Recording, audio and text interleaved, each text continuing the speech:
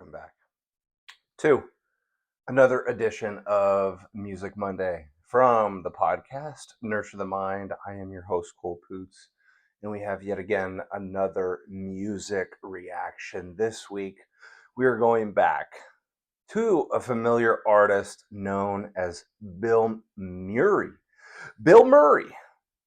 I always get it wrong when I say it. I want to say like Bill Murray, but it's Bill Murray, just like the actor. So it wasn't that long ago that Bill Murray was on the channel and I reviewed and reacted to the song that he did with A Day to Remember, which is a really good song, like one of my favorite songs currently in my rotation of music that I've been listening to on a regular basis.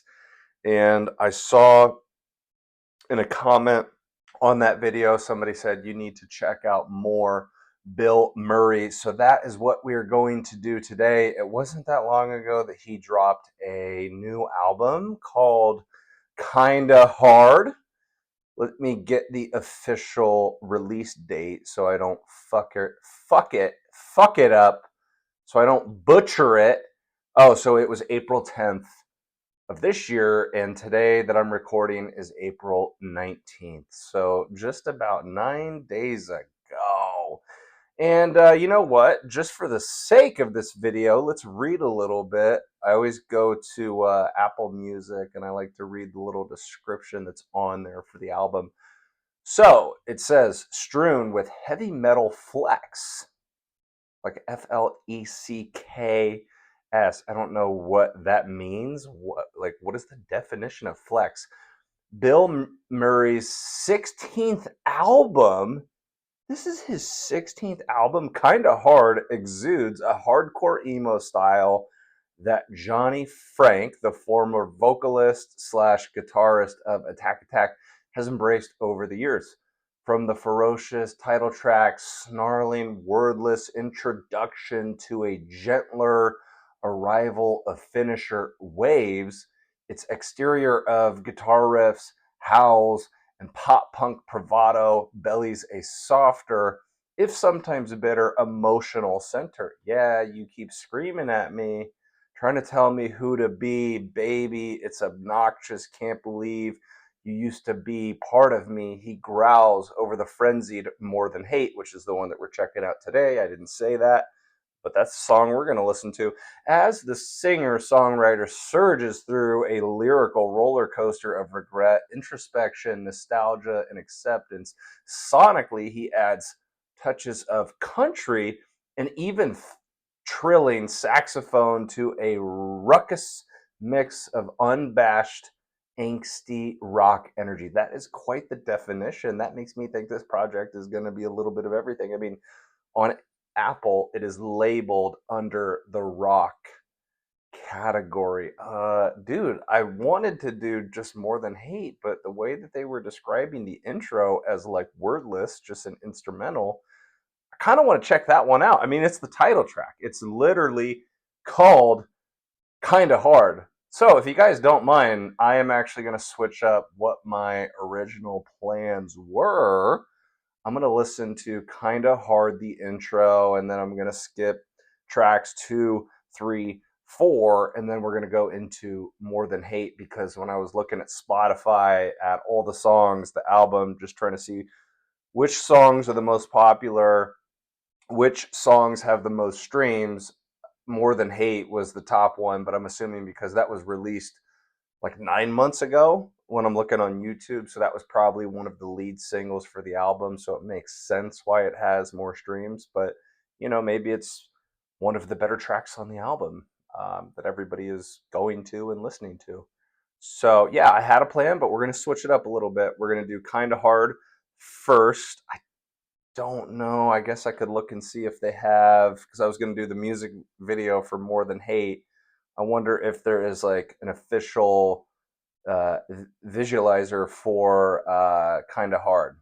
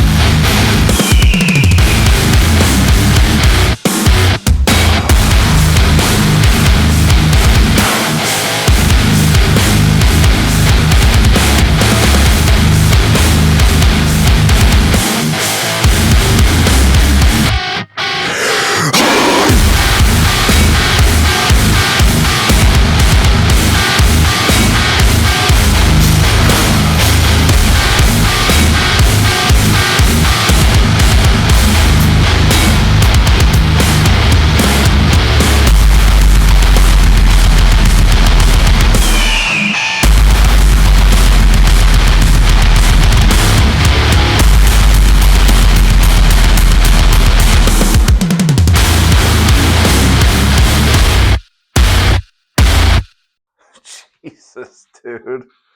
That's no joke right there. That is kind of hard. Yeah, I don't know if there's much to say on the opening track because it is just instrumental. There is no words. There's definitely some sounds. I don't know. Maybe I heard a little bit of a growl in there, but yeah, man, that kind of just sets the tone for maybe what you're gonna experience for the rest of the album. Obviously, I can't speak to it because I haven't listened to the whole album just yet. But even in like that, the visualizer, when they say visualizer, I'm like, is that the same thing as a music video? Like, what the hell is that? But for me, watching the music video and listening to the song Always Let You Down with A Day to Remember, and they're dressed up in the medieval gear, like they're knights from the medieval times, and they're fighting in the backyard and slamming each other through tables. It sounds, well, it looks like he's basically, I don't know if that's the concept, if that's like worked into the music, but he's carried out this theme now. And I imagine on a lot of the visualizers, like you're going to see that same theme, like those same elements. So I don't know if that ties itself into the music, if it's strategic in that way, or he's just messing around, he's having fun, he's putting on his night gear, and he's like, "Hey, we're about to go fucking hard, dude. We're about to go to war." But yeah, dude, that intro right there at like a minute and 20 seconds, kind of hard. Like I said, it just sets the precedence for probably a lot of those similar sounds that we're going to hear throughout the project, but it just gets you amped up. It just gets you amped up to go to fucking war and fucking kill somebody. I mean, as I'm watching the visualizer, and I even thought about this and Always Let You Down in that music video, is if any of you guys are big football fans, I think of Bills Mafia, so the Buffalo Bills. I'm not a Bills fan. I'm a Miami Dolphins fan. It's a hard knock life. Let me tell you about that, because my team historically throughout my life, as long as I've been alive, have historically sucked ass. But Bills Mafia, their fan base is known for throwing themselves into tables and just doing all this crazy shit before the game starts. They really like to pregame and party, and then it makes it to the point where they get into the game, they're even more rowdy once the game starts. If you watch a lot of their tailgating for their pre-games, like they're throwing themselves into tables, like the tables that we have seen in this visualizer, but the music video for Always Let You Down. So it makes me really intrigued to see what he's going to put in More Than Hate, not only how it's going to sound, but also visually for the music video, what is it going to look like? Because if I remember correctly from Always Let You Down, talking about a breakup and a relationship that's coming to the end, and him just being like really upset, heartbroken, bitter, and it feels like maybe that's a lot of what he is talking about on this album, which would totally make sense. I mean, how many different albums out there exist, not in that same vein, not in that same context, but just artists and musicians that are channeling the pain of a breakup through their music. I would say making music about a breakup and how you feel about it is a really healthy outlet, just like it would be even if it didn't turn into music. But if anybody was going through a breakup and they just got in their journal and they tried to sort out all of their thoughts and their feelings and their emotions, like that's a healthy way to deal with a tough situation like that. So yeah, man, that was great. That was a tone setter for sure. Short. I like how it was the title track for the album, but it was just giving us a snippet. It was just giving us a taste and a look at, what might be coming. So you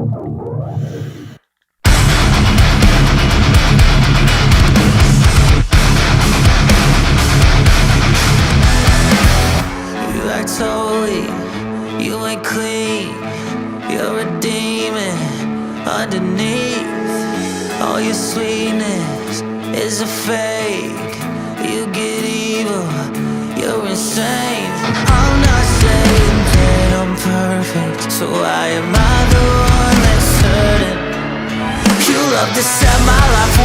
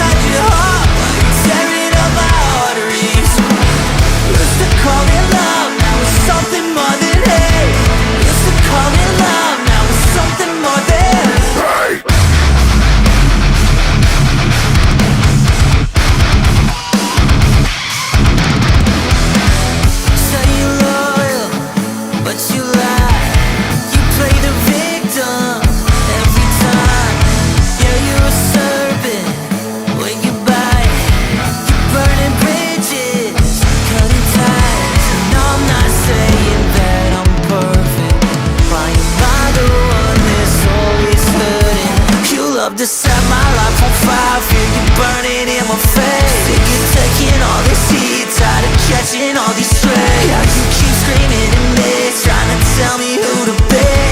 Baby, it's so noxious, can't believe it used to be a part of me. Now it's getting hard to be stuck inside your heart while you're tearing up my arteries. Used to call it love, now it's something more than hate. Used to call it love, now it's something more than hate.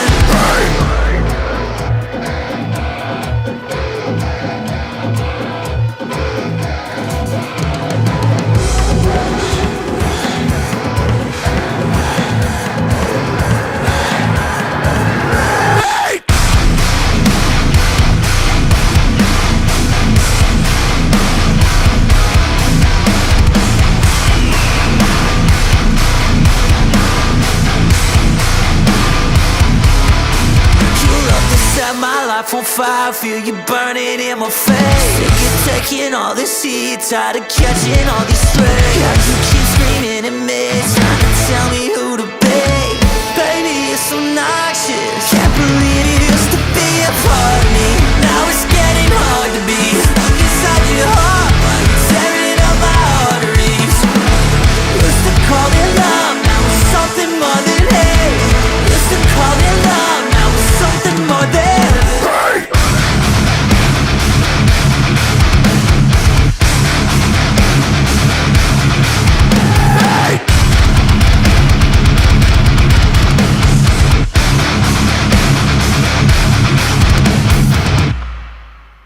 All right, dude. That was amazing. That was amazing to watch. So that was more than hate, man. Yeah. What is there like not to say? I meant to comment on this in the first song, Kinda Hard. Watching the visualizer is, there was like snippets or whatever of him in the woods and he was just in his underwear. And now we are seeing that as well in this music video. I mean, that is the entire music video. And you know what I love about it is like, okay, so the quality of music from what I've heard so far from Bill Murray is great. Like the way that it sounds, that like this is like high quality, like high, like just good sounding music. So he's obviously, he cares about that and he's trying to perfect his craft. But then like when you watch the music videos, it's like it's just him having fun and not taking himself super seriously. Like at least like in this music video, it's not like amazing quality. Like fuck, dude, I wonder if it was shot on an iPhone or something. And you have all the moments throughout the music video where it zooms in on his face, and then like the pixels in the picture, like it gets super grainy and granular. But like I love it, dude, and it's just hilarious. He looks like some type of caveman, like out there in the woods, and the whole time, he's flexing and he's hunching over, and he looks like a bareback gorilla. Like he looks like Harambe reincarnated. I can tell this dude. He's a bigger dude. He's a thicker dude. Like he's got muscle to him, but he's just got like that, extra little layer of fat. But then there's like the shot where it's under him and it's got his crotch. That's what I was laughing at. And then his buddies, which that big dude with the tattoos, we saw him in the music video to Always Let You Down. They're trying to hunt him. They're trying to hunt him in the woods like he's fucking Sasquatch or something, and they're trying to shoot him down with a dart gun with a tranquilizer that's going to put this man to sleep. But what's cool about the music too, along with the lyrics, is like every single time that he said hate, like that's where it got really heavy. So I like how he did that. I think he did that obviously on purpose. So when I say the word hate, you really emphasize it in an angry tone, which makes sense. But yeah, dude, it feels like subject matter wise that this whole thing is about a breakup that he went through. He's saying like he's not perfect, like nobody's perfect. But essentially, how this person is a demon. At one point, he says that this person is a serpent. I wonder if we have the lyrics. Sometimes with YouTube, we will get the lyrics in the description. I do not see the lyrics. Sometimes I like to read the comments too and see what people are saying. Man, the increased budget is really showing in these videos. Incredible. Half man, half hog, all gas, no brakes. Bill Murray is like a garbage beer during a thunderstorm on a hot August day. I'm telling my children this is the Blair Witch Project. Imagine never hearing of this band before and just watching this video from your recommended. Drop the video quality to 144p for the optimal experience. We making it out the Appalachians with this one. The only dude who can mix Meshuggah riffs with Boys choruses. I've got to crank the hog now. All the other cryptids real quiet since this came out. Who here cranking 10 hours in advance? Yeah, to what some of the people are saying is like he's got this very good idea of balance in mind. Like, when he's singing and when he's harmonizing with his vocals, like it just sounds beautiful. Like it sounds great. And then he's able to just go into the riffs and go into the breakdowns. And obviously I'm very new to this guy, so I don't really know his story. But if he used to be in Attack Attack, so he wasn't the lead singer, he was just like a vocalist, but also played guitar. Like I kind of wonder what happened and what led to his departure to go on his own. Because like when it's Bill Murray, like is it just him, or is Bill Murray like a band, like a collection of different people? Because so far it's like I've only seen him, but he can't do. Maybe I'm wrong. I just wouldn't think that he would be doing all of the instruments. Like he would need some help. He wouldn't be able to do all of it on his own. But no, so far what I've heard from Bill Murray is absolutely amazing. Like this guy seems to be like a legit artist. And I love all different types of music, but I definitely have a special place in my heart for this type of music because I think one of the reasons that he blended in so well with the Day to Remember is like his sound it kind of mimics the sound of a Day to Remember, generally speaking, over the years. Like one of the biggest things that I loved always about a Day to Remember is the fact that they could just do a bunch of different sounds. Like they never put themselves into one lane, like they sounded beautiful and harmonic and angelic at times. And then they could switch it and just turn into a bunch of fucking beasts and just rip up a track. And like I said, with this guy, I feel like it's somewhat similar to what he's doing. I wonder if A Day to Remember is a huge influence to him, music maybe that he listened to as he was coming up, as he was getting older. But yeah, it's a phenomenal track. I miss things, even though I have the headphones on now, like I still miss things. And it's hard because you're watching the music video. So like I was completely attached to the music video, the visual part of it. And then sometimes the audio, like the listening part will just take a back seat. But from what I caught in his lyrics, it sounds like it's about a breakup, a relationship that went south at some point. And I feel like, again, I'm so repetitive in what I say on this channel sometimes. And I'm like, man, like if people already heard this before, like I don't know how to say it like any other way, but if you've had enough relationship experience, if you're of the appropriate age and you've been in some relationships, you've been in some bad relationships, you've gotten your heart broken before, you've dealt with a narcissist, you've been gaslighted, like whatever the fuck it is, I think a lot of people can relate to what he's talking about. There is so much that you have to process when a relationship is over. And like, you could even know, like there could be warning signs before the relationship is over. and like you admit to yourself if it's like a year before you guys break up, if it's 8 months before you break up, if it's 6 months, or if it's 3 months, like I think most of the time, like humans are, even if we don't want to look at the signs, if we want to ignore the red flags, whatever, we are deeply perceptive creatures, and we can sense when things are wrong, and when they're potentially going to fall apart. I mean, I know like in a lot of my past relationships, like that was the case. And so like it's coming to an end, it's going to end at some point, but yet like it still levels you because you invested in this person emotionally, and if you were able to get intimate with them, it's nothing new here. It's like you are chemically attached to that person. That's what happens in our brains. That's why like other people, for better or for worse, like in intimate relationships, when you're dating somebody, when you've been married to somebody for a long time, you have kids,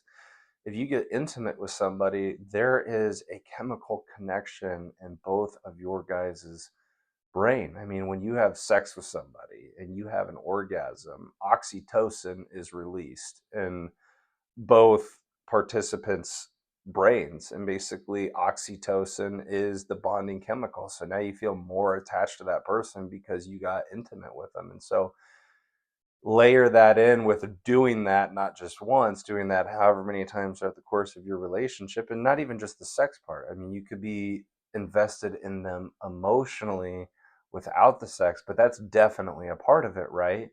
And so all of those things add up, and you're kind of like, this person is my drug. And so when you go through a breakup, it's like you are like actually going through some type of, it feels like, almost like a physical withdrawal, but really like it's a chemical withdraw in both of your guys's brains. And so my big point being is that like you could know that like things are coming to the end well before, but like it still hurts and you still have to process it. Like, just speaking from my own experience, I was with my high school sweetheart for 2.5 years, and I would say probably like the last year that we were together was not great. And like I said, warning signs. Like knew it was coming at some point. Knew it was only a matter of time, but for both of we had lost our virginity to one another. So it's like that was like my first like real like serious girlfriend. And when you share that, like it's not just like, oh, she was the 10th chick that I banged. It was like, no, she was the first one that I like got intimate with. And same for her, I was the first guy. And so I think, I don't know, I feel like for both of us, like we knew it wasn't going to work out. We had grown apart because obviously we got together when we were 16, and by the time we were closing in on a breakup, it's like we were 18 and we were going in different directions in life. Like she was going to Iowa State for college, and I wanted to stay in town and go to a community college. But we didn't want to fully let it go. And then there's also a part of you that's like, well, maybe it'll work out. Maybe things will turn around. So you keep trying, but maybe not trying hard enough. I mean, I kind of felt like that happened on her part. Like it definitely could have ended sooner. And so I knew it was going to happen at some point, but it was dragged out. And then, we broke up. It was like October of 2015, because 2015 was the year that we graduated. And so she was off at her first semester at Iowa State. I was in my first semester of DMAC, Des Moines Area Community College, and we split it off, dude. And I remember being like, again, like you kind of knew that this was going to happen at some point, but it really didn't take the pain away, because I remember it crystal clearly at my parents' house. I was living there at the time. She had come down to town because where Indianola is in Iowa, it's like an hour away from Ames, where Iowa State University is. And she drove down, and we were in my room, and we were making it official, and we were both crying, we were both bawling our eyes out. And I think We gave each other a few more hugs, and honestly, we gave each other a few more kisses because like this is the last time I'm gonna kiss this person. You think, and it took me a while after that to like fully get over it. My whole point being is like it's coming to an end, but that does not take the pain away. And I could talk, the same thing about other relationships. It's like you go through the breakup, what's coming around the corner, and yet it is still so hard to process. But that time of reflection and introspection and trying to figure out why things didn't work out, what was your part in it, what was their part, I would say that time is super valuable for everybody. If you spend it the right way, it's gonna hurt like a bitch no matter what, but you have to learn from your failed relationships. And in some cases, yes, it really falls on the shoulders of one person. But like even in the case of, my high school sweetheart, the one that I was just talking about, when we broke up, dude, like I was so bitter and I was like, fuck her, like, fuck this bitch. It's all her fault. And she'll even admit to you, because we've talked about it since, now we're like friends, even though she doesn't live in this state. She's actually married, and like I'm super happy for her. We're still friends. I mean, we don't talk like a whole lot, but it's good to stay as friends because even before we got in a relationship, we basically hung out with the same friend group in high school. So like she was always my friend before we actually started dating. Um, and so, she had said in conversations well after we had broken up, she would admit to me, she's like, yeah, like there was a point in time in that last year that we were together. And she was like, yeah, I was not invested. I should have broke things off sooner. Like, I'm so sorry that I did that to you. I'm like, yeah, like thank you for acknowledging that. But when the breakup first happened, and I was so bitter and I was so upset and so frustrated and basically just playing the victim, the more time that I had to myself to really think about things and think things through, I came to this realization. I was like, okay, yeah, like she's at fault in some areas, but like I was also not perfect in that relationship. We were young, we were kids. And so, what I was struggling with at that time was insecurities, which everybody has insecurities. And especially when you're in high school, I feel like that's like the first time where like insecurities are really starting to ramp up. And so I wouldn't say that I was super controlling, but there were times where I was trying to place a control on her in some aspects. And there were times where like I was rude and I was mean and I was harsh for no reason. And that came with time. That came with perspective and distance. Some time needed to pass for me to have the hindsight. They always say, hindsight is 2020. It sucks, right? Because when we look at things in retrospect, when we look at things in hindsight, all of a sudden it makes sense. But it sucks because, like, when we're going through it in the moment, it's like we don't have the hindsight. So you wish that you could have that perspective to stop doing that thing that is unintentionally causing friction or bleeding in your relationship. And yet, once all the time has passed, then you're like, oh, okay, I should have been better in this area. I shouldn't have done this thing. And since we're talking about relationships today, thank you, Bill Murray.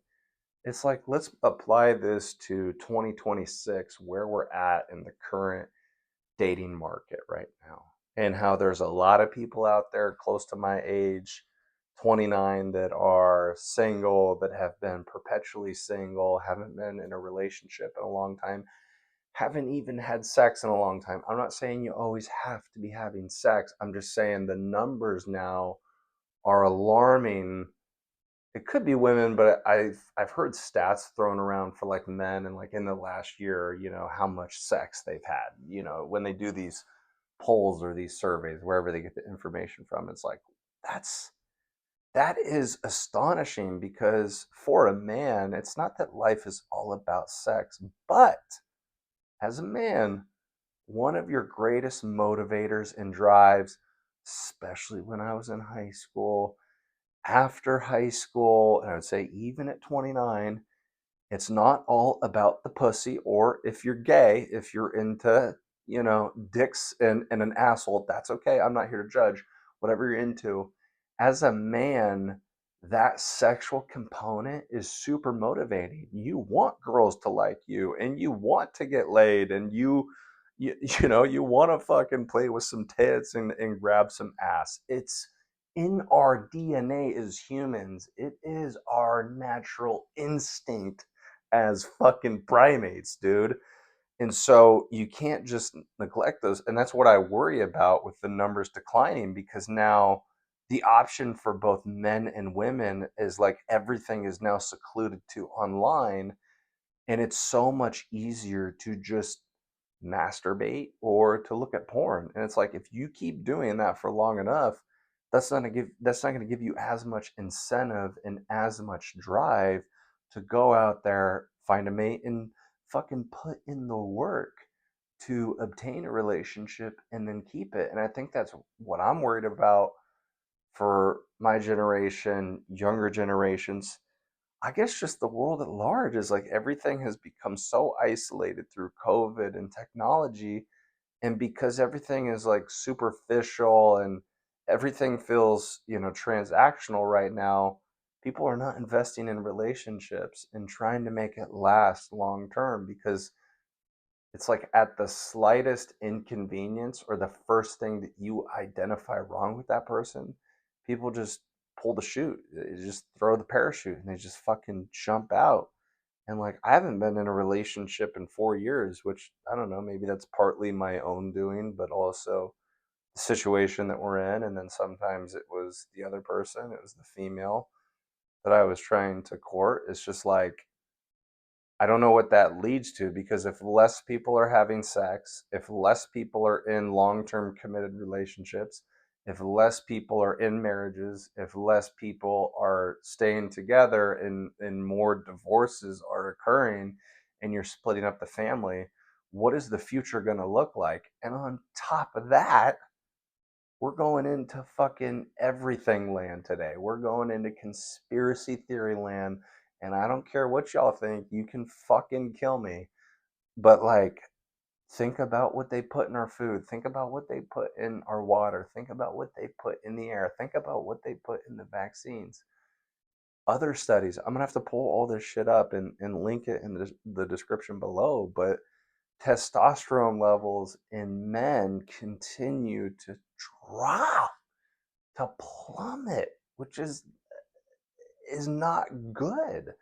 Testosterone is the fucking hormone that makes men feel that vigor, like they're actually a man. And when they have that drive and that sexual desire, and to channel it in the right direction and build something amazing with their life, and then go pursue a woman. Again, I'm not saying it's all about pussy. I'm not saying it's all about one night stand, short term gratification, but it's like, hey, man, things are pretty nice. They feel good for a reason. And if you can have a healthy relationship on top of a passionate sex life with your chick, what can beat that, man? That's fucking amazing. That's what we should all strive for. Go out and have some hot, fucking passionate sex with a chick that you like. Thank you, Bilmuri. You sent me on a very extensive rant. Guys, I think that's all I have to say. I really enjoyed the song. I loved the duality of it, how it was soft, but it was hard. It was soft, but it was hard. That's why he's saying kind of hard, right? Is kind of hard. It's like, I kind of got a boner listen to that. And we're talking about relationships and sex. It's like kind of soft, kind of hard. These are amazing segues. Yeah, I'll listen to it more. I will probably, on my own time, listen to the whole project, because I think this is going to be a project that I really like as a whole. That's all I have, guys. I hope you guys enjoyed the reaction and the review. Since we're at the end, talk about the checklist items. There's 4 things that I want you guys to do. You don't have to do all 4, but please do one of the 4. If you got all the way through and you enjoyed it, you thought it was entertaining, you thought it provided value, if it wasn't a waste of your time, please like the video, please subscribe to the channel, please comment in the comment section below. And number 4, share the message via social media, or you can do that word of mouth, tell people about it. Basically, it's a value exchange over here. If I do a good job, if I entertain you guys, if you learn something, whatever, if it wasn't a waste of your time, do me a solid and help me grow the channel, the podcast. And those are 4 very simple, easy, doable ways that you can do it. So do me a solid, guys. Anyways, I got to get going. Today we have playoff basketball for the NBA. So the Thunder are defending their title from last year. It starts right now, the title defense. We got to go up against the Phoenix Suns in the first round. So we're the number 1 seed in the West, and they're the 8th seed in the West, which is the last seed to basically get in the playoffs. So not saying it's a given, but like, let's, we got to go handle business. And I still got to work out today, hoping to edit this material. But guys, that's it. That's the reaction. Take care. Have a good weekend. Have a good week ahead of you. Go out there, kick ass, be great. I love you guys. See you later.